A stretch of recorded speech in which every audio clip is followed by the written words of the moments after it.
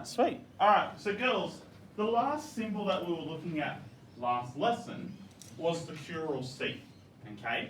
And we were talking about these sort of concepts of imperium and potestas, okay? Now, Sonia, can you remember what imperium meant? What's the closest English word that we can get for it? Authority. Authority, very good. Zeta, potestas. Can you remember the closest English word that we had for it? When I have a hairdryer, I like to put it on max power.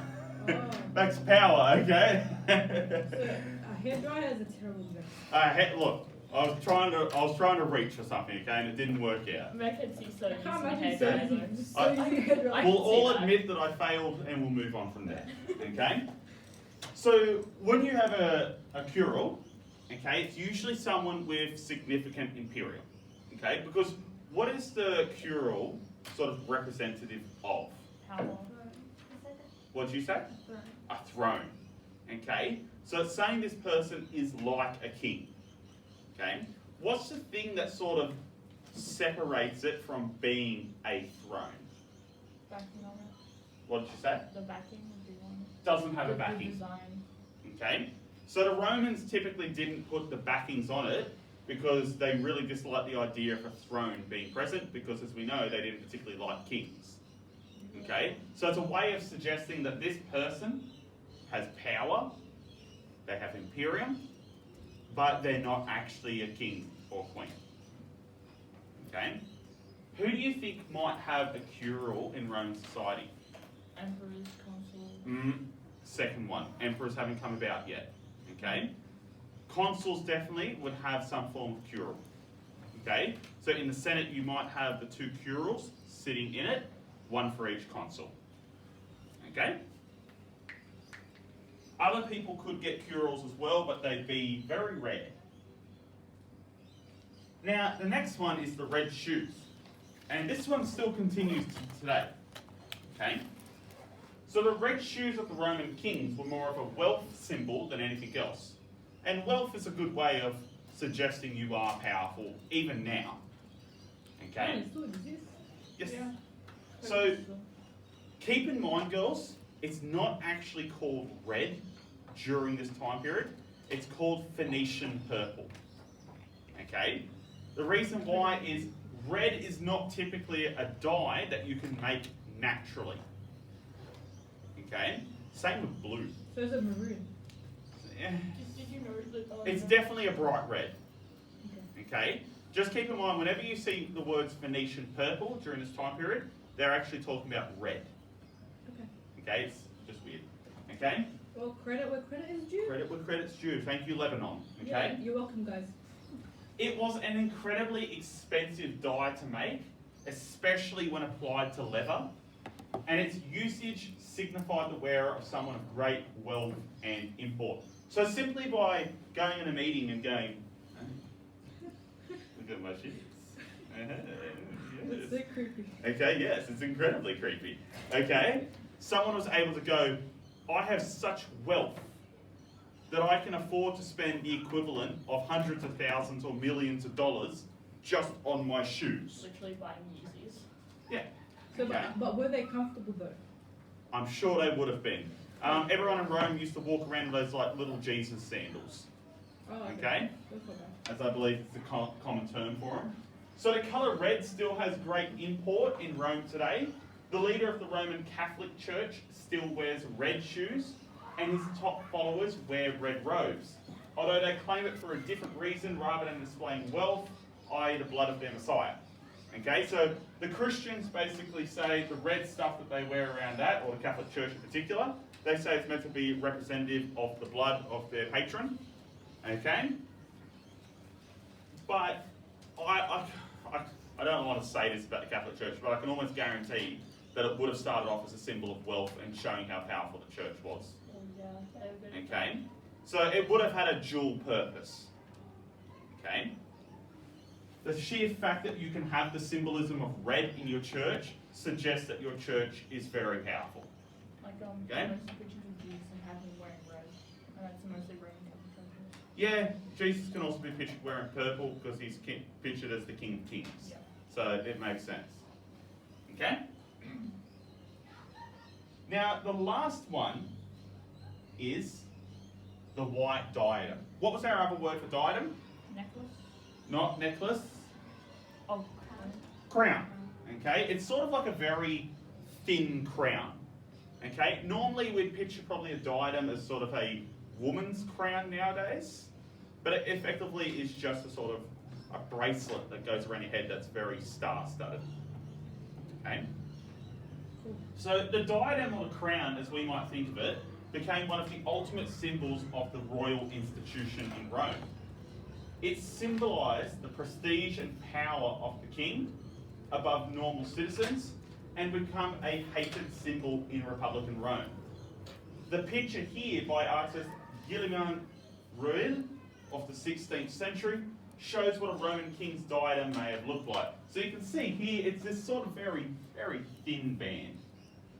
Okay?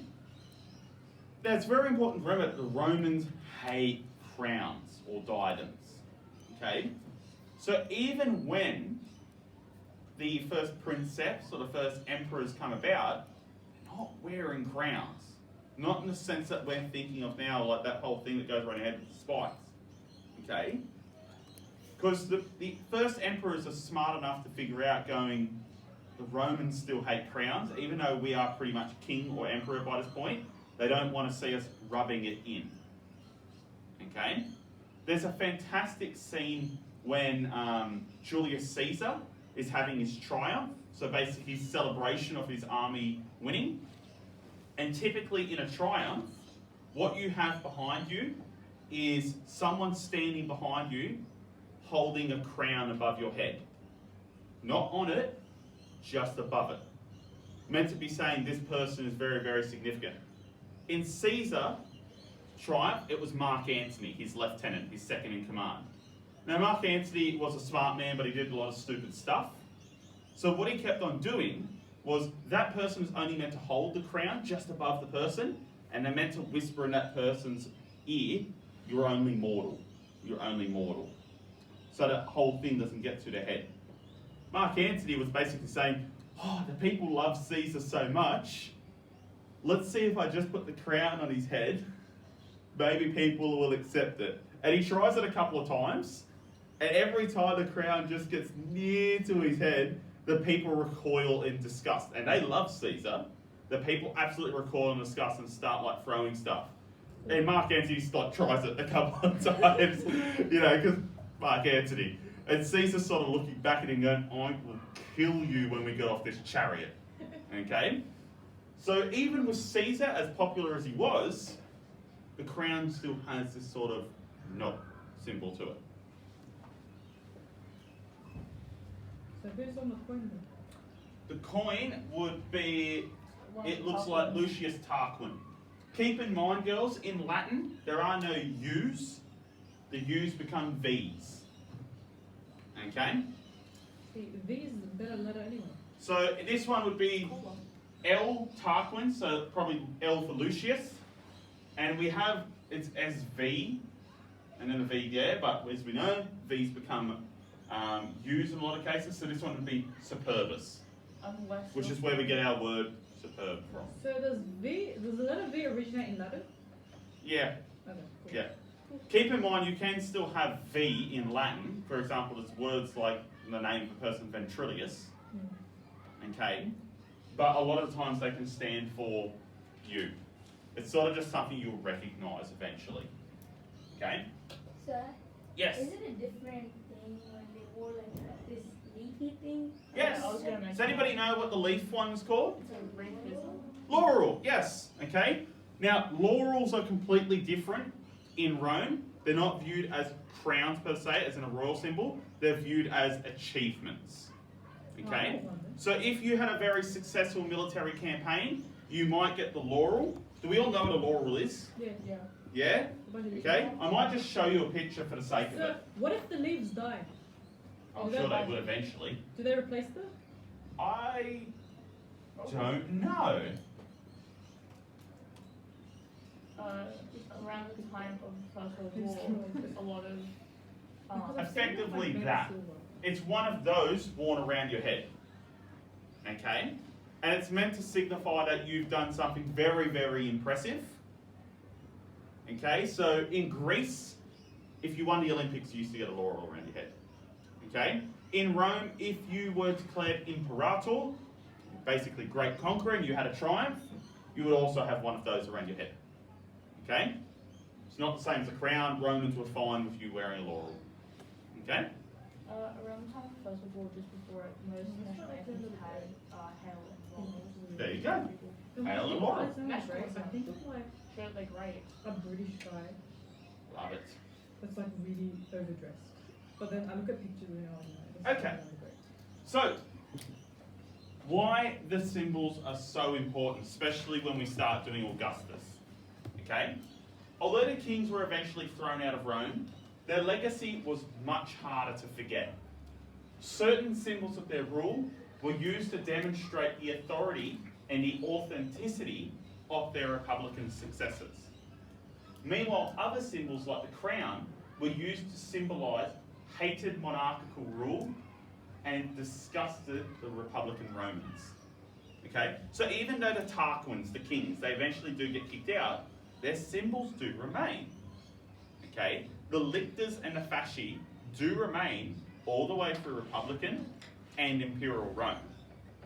Some symbols remain hated, such as the crown, okay, and that's not picked up to a much later date, but a lot of their symbols remain.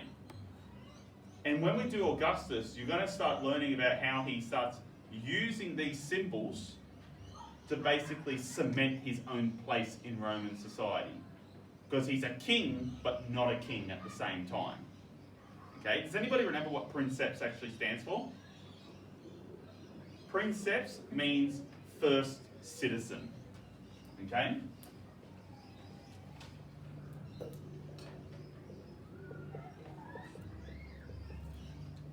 I think it's so fun. Possibly. It's spelled like a real princess. So it's CIP. Yes it is, my apologies. Okay? So, princeps is a really clever way of basically just the Roman emperor saying, I'm not a king, I'm merely a citizen of Rome, but I'm the first citizen. Okay? I'm more important than all the other citizens. Okay? Nice little way of doing it. Alright. Here's, oh no, I'm still going. Oh yeah. So what happens? Yes. I was just wondering if the princeps and the principate is the same thing. Yes. The principate is the name for the system. Okay, so you have the princeps, which is the first citizen, but the whole system is called the principate or principate. Okay? So let's have a look at what happened to our kings. Okay? Our key figure here is Tarquin the Proud Superbus. Okay? Now, King Tarquin the Proud was the last king of Rome, whose expulsion from Rome marks the end of the royal period. Son or grandson, we're not too sure which one, because historical records are sometimes okay, of Tarquin the Elder, Superbus proved to be an unpopular figure in Rome. Known for his cruel and dominating ways, it is said that he exercised unlimited power and greatly reduced the scope and power of the Senate to a minuscule amount. So whenever someone in Rome starts sort of going and exercising too much power and starts treading on the Senate, they almost always get likened to Tarquin the Proud. Okay? He initiated a series of building programs which greatly taxed the Roman population to build things like the Jupiter Optimus Maximus. Does anybody remember what the Jupiter Optimus Maximus is? Is that the thing that I did the games? Or am I thinking of that? No, not the thing when I did the games. Is that the temple to? The temple to Jupiter. Can anybody remember where it was found in Rome? Middle. Middle, yeah, but what's the district called? The hill. The Capitoline I District. did that. Okay, very good. Okay, so he's actually the guy that starts building the Temple of Jupiter. This is going to take longer than 5 minutes. That's fine. Yeah. Okay. So what happens to Tarquin the Proud that sort of makes the whole thing go awry? Well, it's this lovely event. Okay? The event, which has been pictured in a lot of artworks all throughout modern history and medieval history and ancient history. Okay? It's called the Rape of Lucretia. Okay? The final straw for the Roman people occurred when the wife of a leading Roman figure, Lucius Tarquinius Collantinus, Lucretia was raped by the son of Tarquin, Sextus Tarquinius. Collantinus, with his two friends Lucius Junius Brutus and Publius Valerius, plotted to kill the king after Lucretia committed suicide to prevent shame to her husband. Okay, these are old values, doesn't make sense now. Okay? I mean, it kind of does. The trio seized control of the city, Sextus was assassinated after fleeing, and Tarquin was defeated in a series of battles. This marked the end of Roman monarchy. Okay? So basically, because the son of the king did one really, really bad things, he screwed it up for everyone else. Okay? Now, the people that were involved in the killing of Sextus, do any of their names look familiar? Yeah. Which one? Lucius Malfoy. Lucius Malfoy. Lucius Junius Brutus. Brutus. Yeah, that is- Who's Brutus? Guy who stabbed Caesar. Well, The guy Caesar's that... right-hand man. So, Yeah. so but didn't Caesar treat Brutus like a brother? He Yeah. was really close to him. So imagine being stabbed by your own brother. Well, this is why we get the saying, et tu, Brute. And you, Brutus, was supposedly the last thing that Caesar said to Brutus, because he couldn't believe that Brutus had stabbed him. That's sad. Isn't Okay. That's such a betrayal. But this is why Brutus is chosen to assassinate Caesar. Because Brutus's great-great ancestor was the one that killed the Tarquins. So they basically get Brutus to kill Caesar because they're trying to link Caesar to Tarquin, saying he was another king. He deserved to die. Now, obviously, it doesn't work out too well for them. Okay, they kill Caesar, but then they all end up dying in the next 5 years. Why? Because Mark Antony and Octavian / Augustus end up chasing them all down and killing a whole bunch of them. Yeah. Okay, and then they cut off Cicero's hands and nail them to the door of the Senate. Yeah. Yeah, Rome's a fun place, full of fun and games. Okay, So were people there educated? Really, like, your educated? patricians would have been, your equestrians to a certain amount, your plebeians very rarely. Okay. I think the average literacy rate in the ancient world was about 1 to 5% of the total population. Okay? So why is this all important? The question will come up later in this unit. Why did Augustus not just declare himself king? Okay? As you can see from this lesson, the monarchy in ancient Rome has a long and complicated history. Whilst some symbols of the monarchy continued throughout the Republic, others earned the hatred of the Roman people. So this is really important to explain why Augustus did what he did, because he assumes pretty much total power. Your question should just be, just become king, man, just do it. Why hide behind a facade? That's why, because he knows if you don't hide behind a facade, you get Caesar. Okay? That's what Caesar did wrong.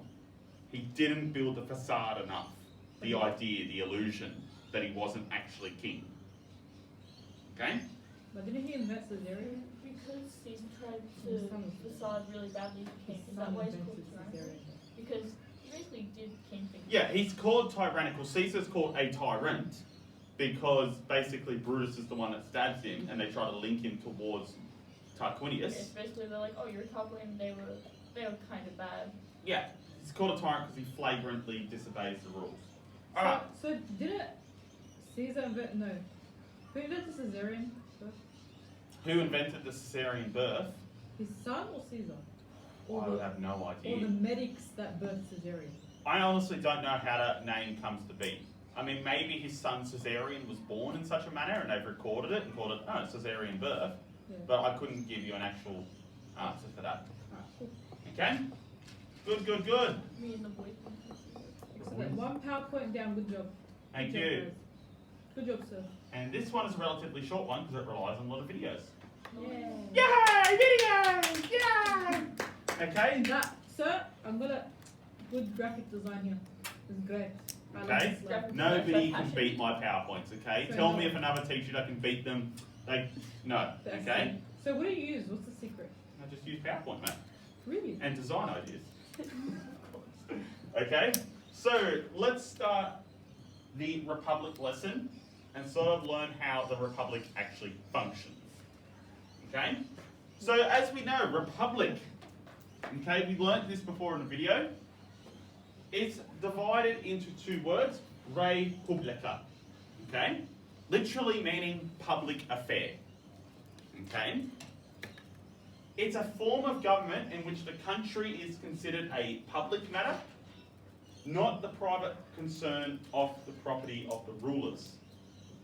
So everyone is concerned about where the country is going in a republic, not just the monarchy. Because in a monarchy, basically, your idea is whatever the king says, I'll do, and they'll look after the country. In a republic, it's, no, every citizen has a duty to look after the country.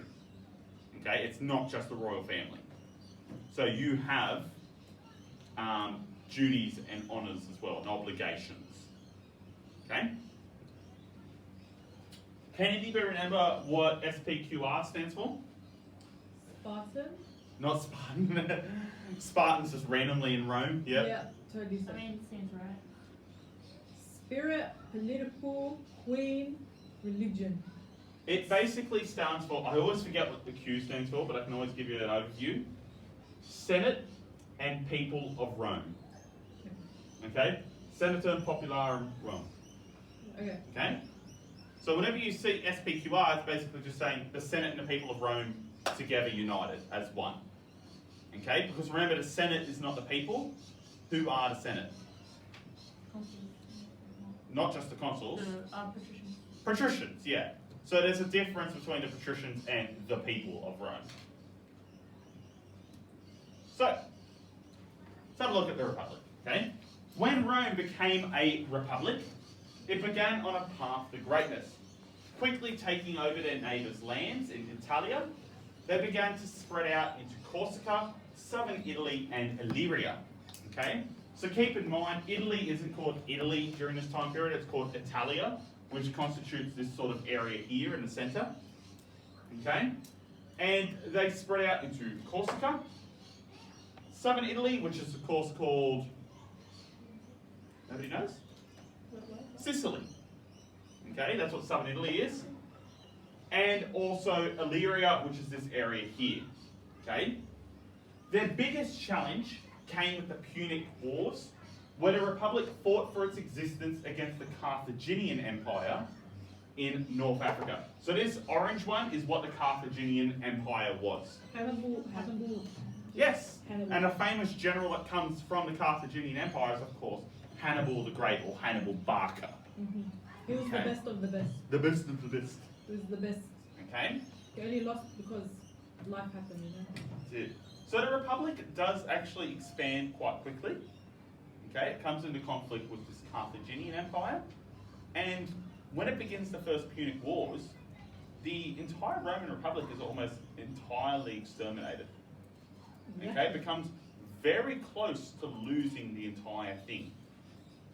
The only way it manages to defeat the Carthaginians is basically the Carthaginians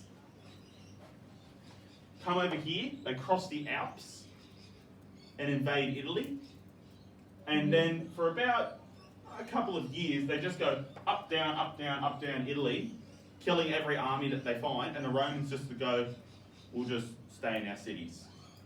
And because Hannibal the Great couldn't build any siege weapons, he couldn't able to kill the cities. So yeah, wow, that's like a beacon going off back there. Okay, he basically had to retreat, and it cost him most of his army. So he should have just invaded them the first time he went down there. I'm sure everything would have been better in hindsight. Yeah. Okay, But he was very sorry. so So go back 1 minute, please. quick. Okay, good.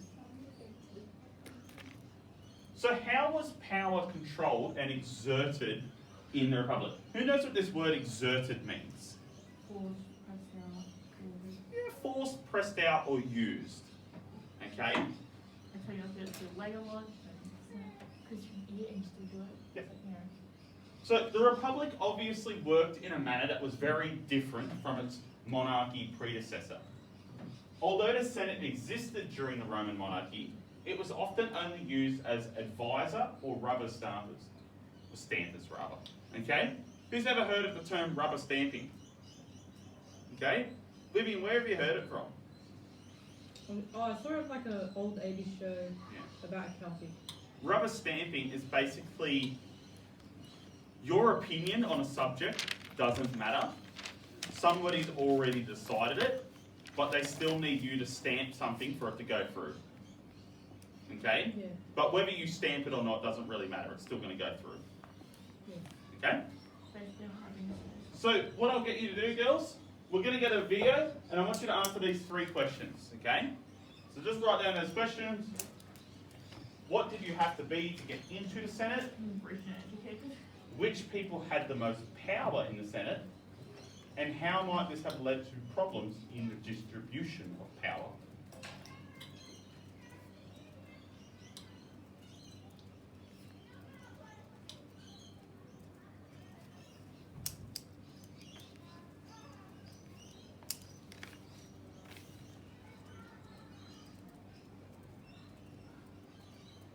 How many lines below each one? 2 lines under the first, 2 lines under the second, 3 or 4 under the third.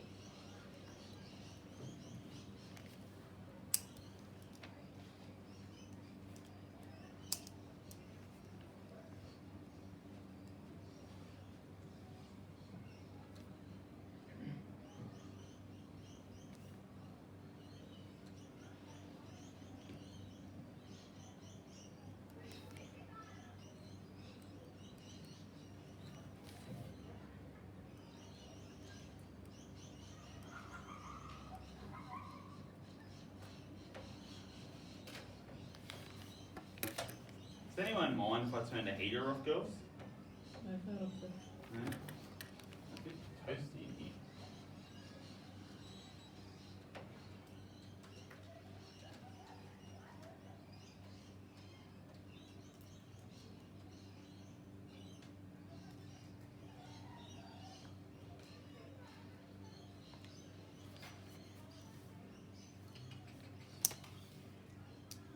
So what does SPQR stand for again?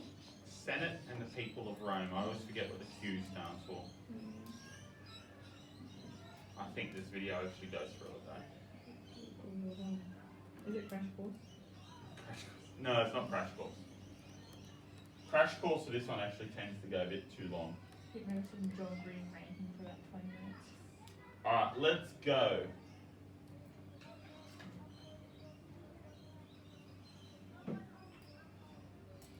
Now this would be a really good time for me to attach the sound to my computer. So while I do that, which I probably should have done before,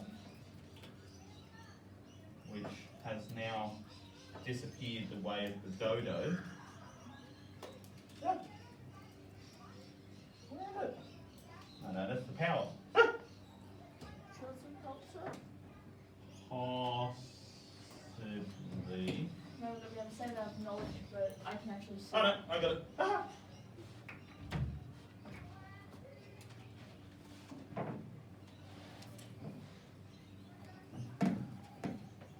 He knows things. I know things. Sometimes. Alright.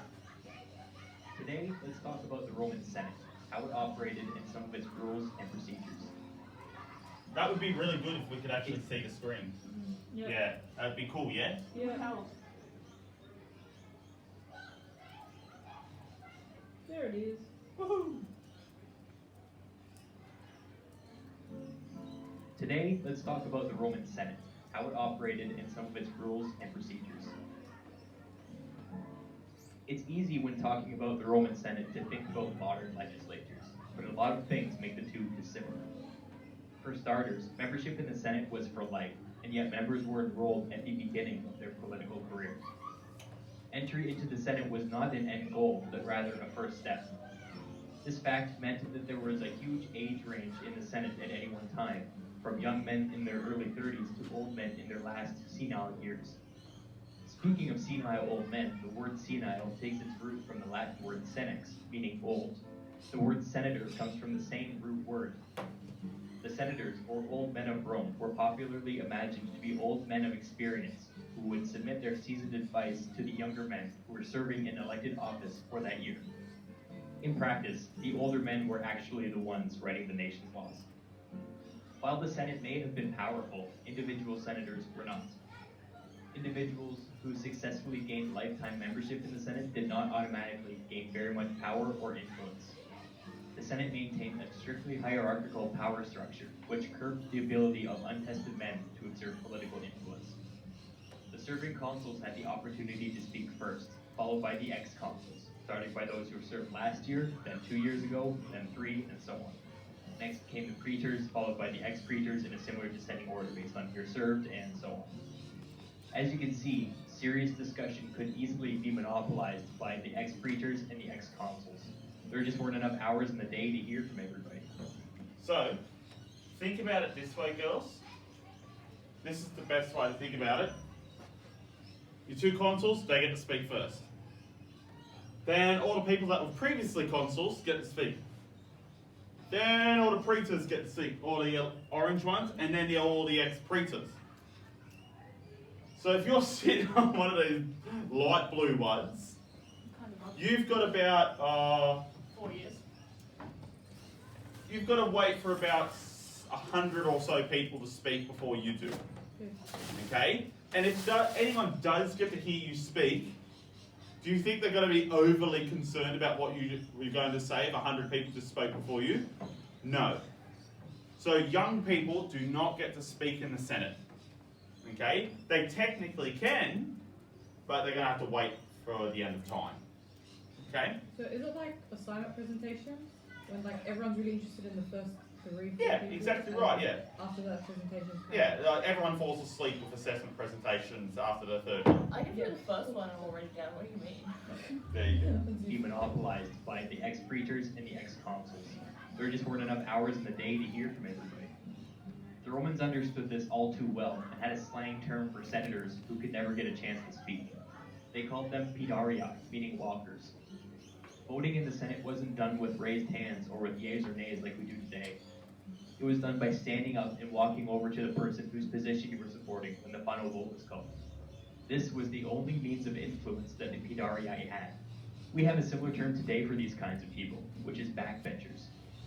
Interestingly, the Romans could have easily used the exact same term. Roman senators also sat in order of precedence, with their most important senators sitting up front, as shown here. The pt.2 always sat in back. Plus, unlike our backbenchers, Roman senators literally sat on benches, but they went with the word pt.2 instead. Whatever. The Romans had a name for the highest-ranking senator. They called him the princeps senatus. This literally just means that he was the first senator, since he was the first listed on the official Senate rolls. He was always the ex-consul with the most personal authority or influence amongst his peers, and was usually a very old man. But he wasn't just the first man listed on the Senate rolls. For long periods of Roman history, the princeps senatus had special privileges, such as the right to convene and dismiss the Senate, the right to propose legislation, and the right to rule on points of order, such as who would speak first when 2 senators of equal rank wanted the floor. This was an extremely powerful and prestigious position. Also, being the princeps senatus ranked a man higher than all other ex-consuls. This may have been his most important power, because it meant that if he wanted, he always had the opportunity to comment on legislation first. Sometimes, if a well-respected princeps senatus spoke passionately and eloquently, he could turn an entire chamber for or against a motion before a debate had even begun. So in the Senate, really, power is determined by who gets to speak first. Okay? If you're not speaking first, nobody cares what you're saying. Okay? Because everyone else is too tired. Okay? It's basically like someone arguing which color is better, blue or red. Okay? And then everyone has to go in order of who to argue, but then the first person goes up and argues, well, everybody knows blue is definitely the colour of murderers, thieves, criminals. If you like blue, you're definitely one of those. We should just not trust anyone. In fact, anyone that speaks in favour of blue, I think we should kill them. And then the senator after him has to go and go, I think I like red now. Okay? That's what's generally going to happen. Let's quickly run through this whole process from beginning to end. To begin the process of passing a bill, the Senate had to be called to meet. Only specific people could do this. Consuls, praetors, tribunes of the plebs, and the princeps senatus. Nobody else. Let's say that a consul called on the Senate to meet. At the meeting, he would read his proposal in front of the Senate, make a few introductory remarks in its favor, and then debate would commence. Speaking order, as always, began with the princeps senatus. Debate would progress, with the princeps senatus acting as referee as needed. After the consul overseeing the meeting decided that the debate was over, he would call a vote and take an official count. In this case, the proposal passes. Next, the consul would move on to the popular assembly. A scheduled vote would take place a minimum of 3 market days later to give people time to think about the proposal. The same consul would preside over this assembly just like he did with the Senate. As before, he would read the proposal and then give some introductory remarks. Now, he was allowed to invite people of his choosing up to make speeches in support of his proposal. At the consul's discretion, a vote would be called. In this case, the proposal passes. At this point, the proposal officially has the force of law, and it is now up to the consuls and the praetors to make sure it goes in. Now, does this remind you of anything, girls? System. Our language system, yes. English. Okay. It's kind of a democracy. It's very similar to democracy, okay? We know that it's not a full democracy because we know that the patricians are really the ones that are in charge, okay? But it's pretty similar to it, okay? And the way that this works is pretty similar to the way that our own parliament works. We still have very familiar terms, okay? Now, the princeps senatus, does anyone want to guess what their position would be in Parliament, if anyone actually knows what it is? I always had the idea. I don't know mine. It is, Wouldn't it be educated. independent parties? no, No. it's a specific position in Parliament.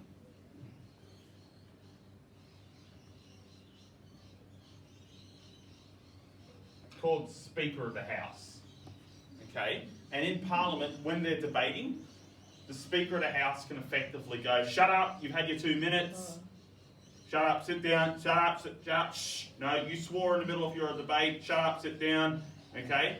He's the one that can enforce all the rules of the House. Okay, so basically the parent. Basically the parent, yeah. If you watch Question Time, it's always amazing just to see the Speaker of the House slowly and utterly lose their mind over the course of a couple of months and just wanting to kill most politicians that he deals with. Okay? So, what did you have to be to get into the Senate? 30. 30, yes. And A man. a man and Rich. rich, yeah. It had to be the start of your political career. Start of your political career. P. Starts with P. Powerful. Starts prestigious, with P. Second letter. A. Patrician. Patrician. Who are one of the few people that aren't patricians in the Senate? Tribute. Yes, because they are They're representatives. They're plebeians. representative of the plebs. Who's patrician? A patrician is the father of the state, they're senators. Oh, Okay? Bourgeoisie. Bourgeois. Okay? Which people had the most power in the Senate? Princeps. Princeps, Senators. senators, The princeps senators definitely had a lot of power. and the consuls. The consuls, And then it went down to the ex-consuls, and then the... generally, what were they all? Idiots. Old men. Yeah, old men had the most power in the Senate. Okay? And those that were of high titles or previously high titles, but they're mostly going to be old men as well. You're not going to rise to the rank of consul as a young man. very, very rare. And that's also one of the reasons why Augustus and Caesar get underneath people's skin, because they go up the ranks so quickly. Okay, when it should be old men, they're sort of sitting there middle-aged or young men going, consul. Pericles did something like that in Greece, where he basically rose to power at such a young age, and people were like, oh, you're kind of cool. Yeah, Yeah, Hannibal. it changes throughout history. Okay, And Hannibal retired at 46. so Hannibal retired at 46. His military career. Yeah, I think he was forcefully retired. Yeah, he was, but Yeah. he was still young. How might this have led to problems in the distribution of power? I The didn't younger say people anything. didn't get their say. Younger people didn't get their say. And it could also lead to those younger people sort of feeling a bit of anger, discontent, okay, over constantly being overlooked, which might lead them to go a bit haywire and a bit radical sometimes. Should have said Minneapolis. Not Minneapolis, okay? So, rise and fall of the Republic. Throughout the first half of the Republic, it was largely popular, okay? People liked the idea of the Republic. However, issues began to arise, particularly after the wars of Carthage were won, and the people began to look more inwards. Because when Carthage was the enemy, it was easy. We're all Romans, and we're all united against the Carthaginians. Once the Carthaginians are dead, they're basically going, we've got a couple of problems in our own country, we might need to fix those. Okay? Watching the video, answer the following questions. Do you want to take a picture of those girls? If you've got a phone, and we'll sort of just start with the video. Hopefully we can get through it. And that way you won't have to start at next lesson. You got a phone, Zeta dear? I can pass her a question. That would be very good, thank you.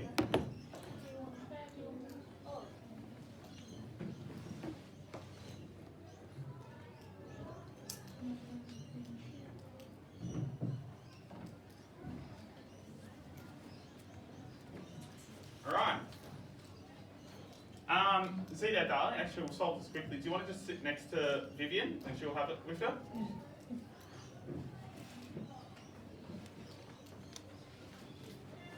Ah, pointless anyway. Alright. Oh, that's right, 5 minutes early. Alright, girls, have a lovely day and have a lovely weekend.